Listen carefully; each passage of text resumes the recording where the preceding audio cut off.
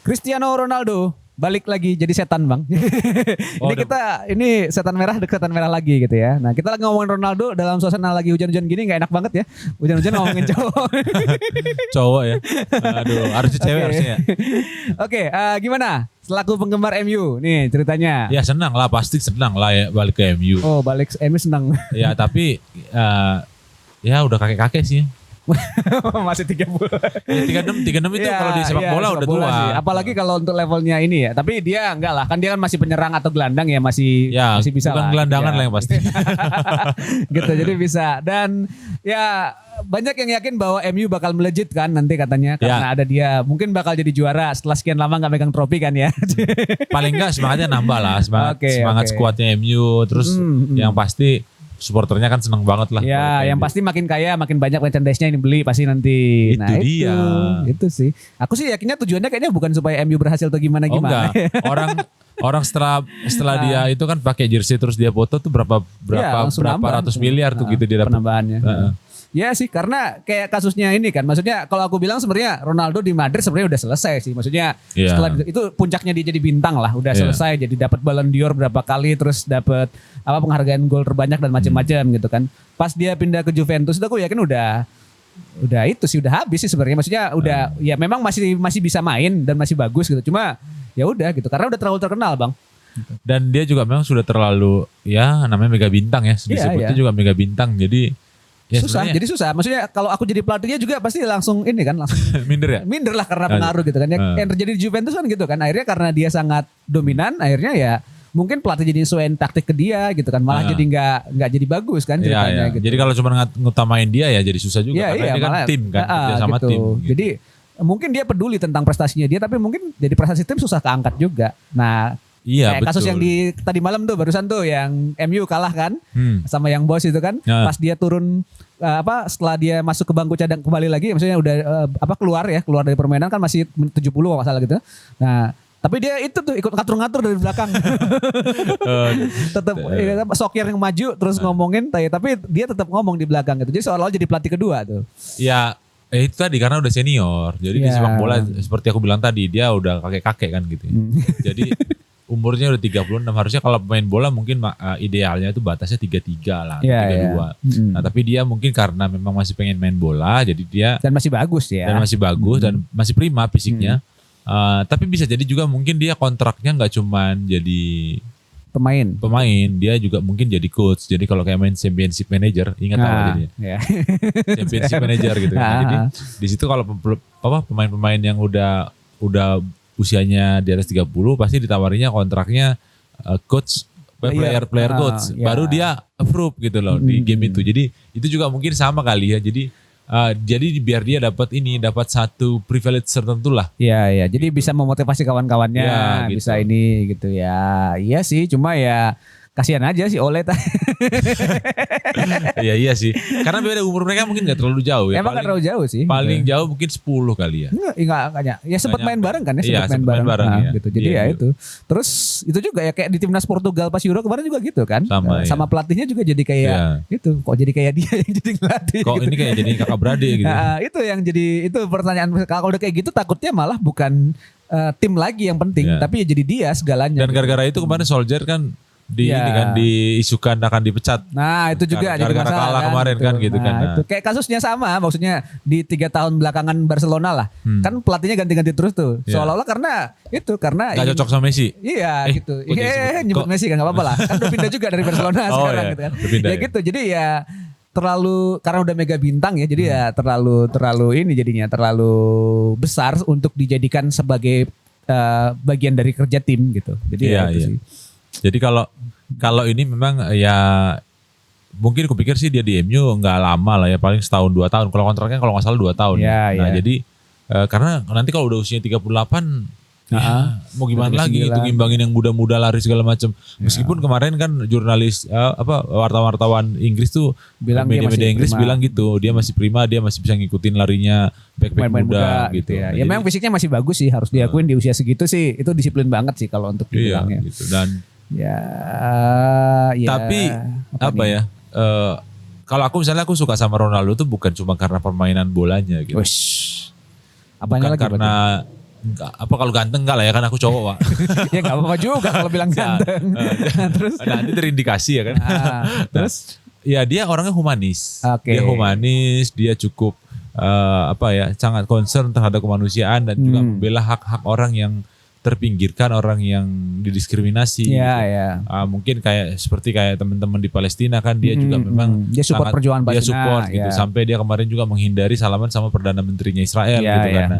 Dan itu tindakan yang mungkin yang bisa dia lakukan. Mungkin dia nggak bisa harus bilang sama PBB segala macam, tapi dia menunjukkan perlakuan yang positif, yang mendukung kemanusiaan, harusnya dihargai gitu loh. Jadi cukup inilah ya, maksudku itu cukup jarang pemain bola yang seperti dia gitu.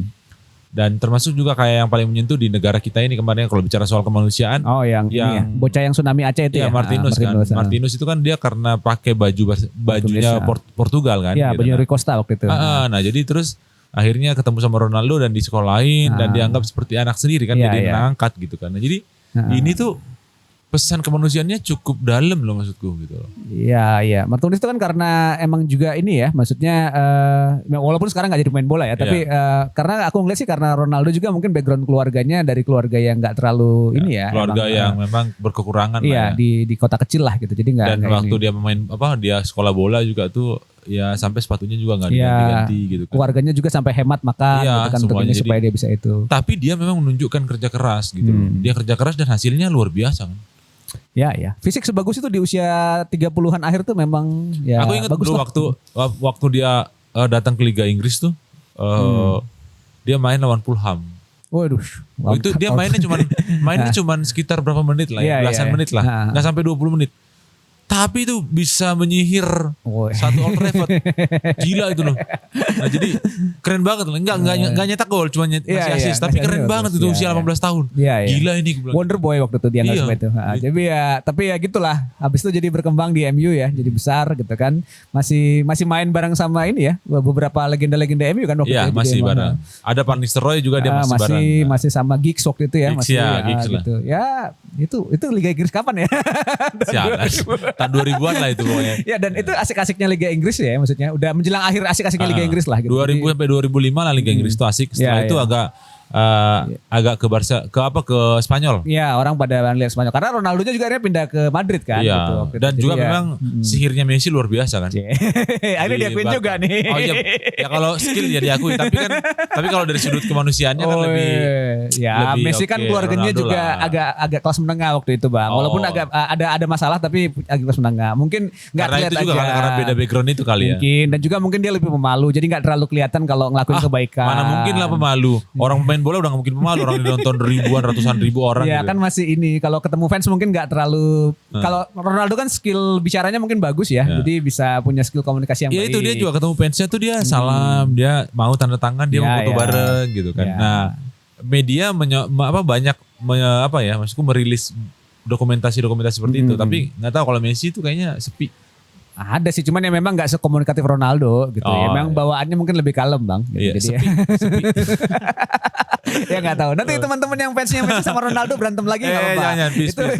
Itu paling sering selalu dibanding-bandingin gitu. Tapi ya Ronaldo juga memang kalau buat sosok idola tuh sosok yang sangat komplit buat perempuan. Oh gitu karena ganteng, bodinya bagus. Kayak permainan bolanya luar biasa gitu kan. Ya perempuan juga banyak yang suka. Dan sisi humanisnya juga. Tapi gitu kalau di lapangan tuh kadang-kadang suka ngeliatnya rada aneh, kayak arogan, kayak sengaja provokatif gitu kan sering juga tuh kayaknya banyak yang. Ya itu kan peran lah peran. Tugas sebagai pemain bola. Jadi kalau playmaker tugasnya ngumpat gitu, back bertahan ya dia tugasnya sebagai leadernya di situ sebagai bintang juga gitu ya. Jadi dia juga gimana untuk memelihara semangat teman-temannya dan juga kan industri sepak bola. Jadi dia harus menghibur juga kan, menghibur yang nonton kan gitu. Aku gak terhibur sih kalau dia kayak gitu. Karena kamu gak suka sama Ronaldo ya kan beda. Mengakui kalau dia punya skill bagus, tendangannya bagus, skillnya juga bagus. Dan disiplinnya paling utama sih. Jadi banyak pemain bola kalau udah terkenal dan punya banyak duit itu kadang-kadang gak jaga badan lagi gitu kan. Nah, kalau dia masih jaga badan. Termasuk juga kalau inget-inget jaga badan tuh David Beckham tuh sampai sekarang tuh gantengnya gak luntur. Ya dia memang industri bang. Bagi dia tuh Jadi kalau orang brandnya yang dijual apa gitu kan, kalau dia ya dirinya sendiri udah jadi brand gitu. Jadi emang dan sudah. Kupikir sih mirip-mirip lah ya Ronaldo sama Beckham ini. Meskipun mirip-mirip itu kasus kebintangannya dan juga pindah klubnya juga ada yang asli ke Madrid juga dan punya spesialisasi tendangan bebas yang cukup mengagumkan. Ya, tapi bukan mereka yang paling bagus tendangan bebas. Oh bukan ya? Oh ya. Yang aku tahu sih Pirlo. Kau siapa yang kau maksud? Ini ada kedua kan waktu itu Nakamura yang Jepang sama si yang Brazil ya Juninho Paulista. Itu yang lumayan banyak keberhasilan dengan bebasnya. Ya Ronaldo sama Beckham bagus tapi bukan yang paling bagus lah. Oh iya betul. Iya diakui. Tapi kan mereka punya sisi humanis yang luar biasa kan. Oh iyalah. Gak apa-apa lah. Ronaldo memang ya sudah jadi fenomenal dalam sepak bola ya, bertahan sekian lama, berapa tahun berarti ya, udah lama sekali gitu. Dan jadi warna tersendiri ya, membuat Liga Inggris seru, membuat Liga Spanyol jadi seru gitu kan. Dan memang membuat Piala Eropa juga seru. Iya. Serunya karena bikin sahamnya Coca-Cola turun waktu dia nyingkirin. Nah itu gak etis sih sebenarnya. Nyingkirin Coca-Cola pas dia lagi konferensi pers. Padahal kan itu sponsornya Euro tuh, kurang etis lah sebenarnya. Ya memang kurang etis, tapi kan itu menunjukkan bahwa dia memang lebih mengkampanyekan hidup sehat. Ya gitu lah. Tapi gak nyingkirin karena kan Coca-Cola kan isinya kita nggak boleh. Jangan. Nanti kita nggak disponsorin loh. Kalau mau kan. Iya. Oke, tapi ya itu menarik sih. Maksudnya, jadi mungkin dengan ini Liga Inggris bakal lebih menarik ya setelah ini. Terus orang-orang juga mungkin akan berharap MU bisa juara, walaupun ya kalau menurut aku kecil kemungkinannya.